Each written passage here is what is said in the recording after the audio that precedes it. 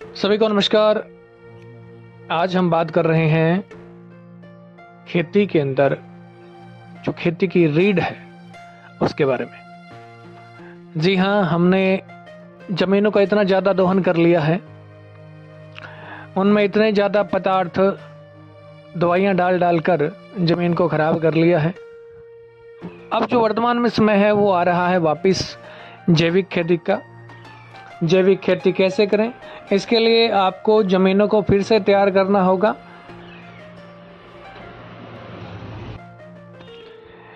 फिर से ज़मीन को उर्वरक बनाने के लिए अपने पेड़ पौधों को, अपनी फसल को ज़्यादा जल्दी ग्रो करवाने, अच्छी फसल के लिए, पोषक तत्वों की पूर्ति के लिए हमें जैविक खाद की ओर लौटना पड़ेगा। और जैविक खाद का निर्माण आप कैसे करेंगे, किस प्रकार से करेंगे, बहुत ही आसान सी जानकारी है, बहुत ही आसान सा तरीका है, आप आसानी से कर पाएंगे।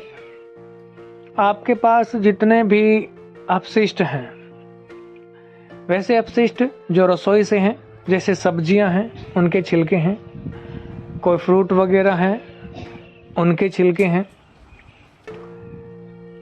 पत्ते हैं, कोई भी पेड़ वगैरह हैं उसके गिरे हुए पत्ते हैं, लकड़ी का बुरादा है, अंडे के छिलके हैं, और ऐसी चीज़, जो भी ऐसी चीज़ जो अपने को प्रकृति से द्वारा प्राप्त हुई है, पेड़ पौधों से प्राप्त हुई है, वो सभी आप जैविक खाद के अंदर यूज कर सकते हैं।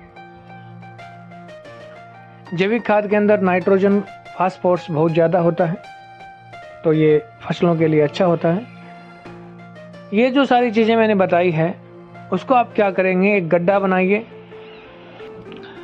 इन सभी को उस गड्ढे के अंदर, गड्ढा आप अपने हिसाब से बनाइए, इसके लिए कोई लिमिट नहीं है। जितने आपके पास पर्याप्त सामान हैं, जितने अपशिष्ट हैं, उन सब के हिसाब से आप गड्ढा बनाइए। और 10-1 के हिसाब से अगर आपके पास 10 बाल्टी कचरा है, अपशिष्ट है, तो उसके अंदर 1 बाल्टी आप मिट्टी, ब्लू मिट्टी रहेगी तो और ज़्यादा होगा, जिससे आप कटन में फ़ायदा मिलेगा, आप कटन जल्दी होगा, वो डाल दीजिए।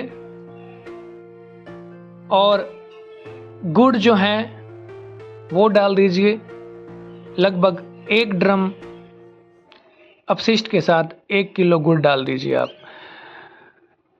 अगला डालिए गौमूत्र।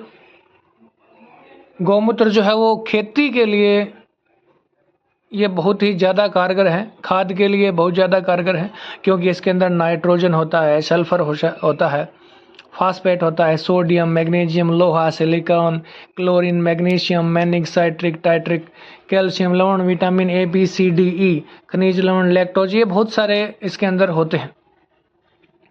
गोल्ड एसिड तक के इसके अंदर तत्व होते हैं।